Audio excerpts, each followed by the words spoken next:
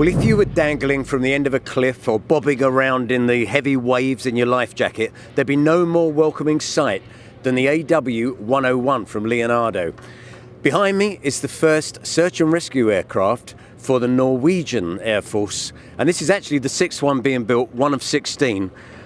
Sean McElliott, tell me, what's different about the AW101 from other search and rescue aircraft? Well, the benefit of the AW101 is its long range and endurance. Being a multi-role aircraft with a very large cabin, it enables the crew to change from one configuration to the other in mid-mission. So you can go from a pure search and rescue environment to medical evacuation without having to go back to base to change the configuration, from one role to the other. Now, the Norwegians have taken delivery already of four, I think, of the aircraft.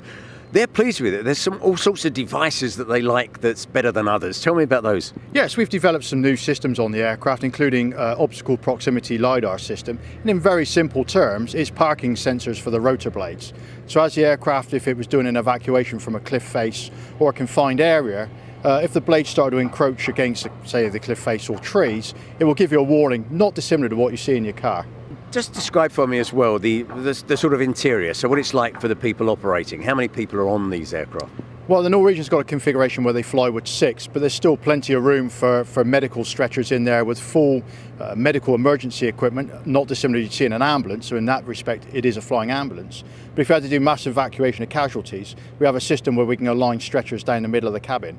The aircraft, and one of the requirements was to be able to load 23 people in there, as well as a crew of 6.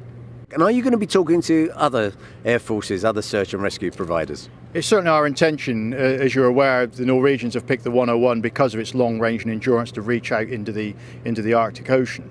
And the Canadians already do a very sterling job with their Cormorant aircraft doing a similar sort of activity. And again, we'd like to approach countries in South America to start providing aircraft to them to cover the Antarctic as well.